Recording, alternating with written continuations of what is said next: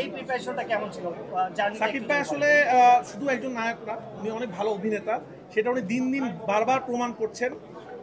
এই যে ভয়েসের যে আইডিয়াটা, সেটা তো ওনাকে বলা হইলো, এটা কিন্তু খুবই ডিফিকাল্ট গলা এখান থেকে কথা বলা, এবং ডাবিংয়ের সময় ওনার বারবার ব্লাড চলে আসতেছে মুখের মধ্যে, কারণ অনেকক্ষণ এইভাবে কথা বলা যায় না। উনি যেভাবে করে এটা ট্রাই করেছেন, এটা কিন্তু রিস্ক, এটা মানুষ ভালো নাও লাগতে পারতো।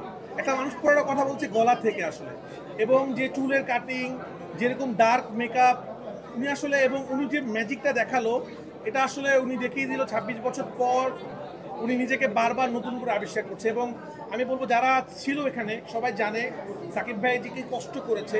আমরা যখন ফাইটে শ্যুট করছিলাম উনি অসুস্থ ছিল, অসুস্থতার মধ্যে উনি শুটিং করেছে।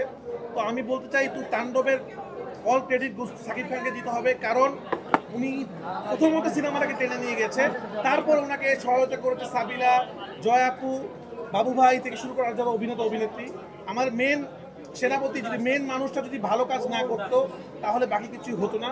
তা আমি আমার মনের অন্তঃস্থল থেকে আজকে আমরা সবাই হ্যাপি, আমরা সাকসেস। কারণ এই শোটা আমরা বলি সাকসেস শো, এটা আমরা শুরু করেছিলাম পরান থেকে, যে সিনেমা যখন আমরা খুশি হব, সিনেমা ব্লকবাস্টার হওয়ার পর আমরা এই হলে সিনেমাটা, আপনার মনে আছে কিনা, আমরা কিন্তু এই হলে আপনাদের সিনেমাটা দেখি।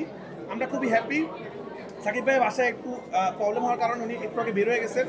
তো আমরা আপনাদের মাধ্যমে সাকিব ভাইকে ধন্যবাদ দিতে চাই ফুল টিমের পক্ষ থেকে, যে আপনি এরকম ভালো ভালো সিনেমা আরও করুন, বাংলা সিনেমাতে আপনাকে অনেক দরকার। আর আমি আর কথা না বলে আমার টিমের বাকিরা কথা বলুক। আপনাদের সবাইকে ধন্যবাদ।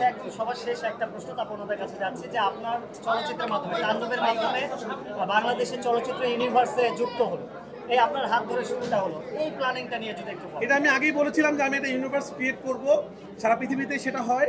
তারপরে দেখেছেন লেখা, সিনেমা শেষে লেখা হয়েছে welcome to Raihan Rafi film universe. Next বিভিন্ন ঈদে বিভিন্ন সময় এই ইউনিভার্সের বিভিন্ন ক্যারেক্টার নিয়ে বিভিন্ন সিনেমা আপনারা দেখতে পারবেন, এবং এক একটা গল্পের সাথে আরেকটা গল্প কানেক্ট থাকবে। যেহেতু বাংলাদেশে অভিনেতা অভিনেত্রী কম, এই জন্য একটু ডিফিকাল্ট ইউনিভার্স ক্রিয়েট করা, কারণ আমাদের পারফর্মার অনেক বেশি নাই আসলে। তো যাই হোক, আমরা ট্রাই করবো ভালো কিছু করার জন্য। থ্যাংক ইউ বাবাই।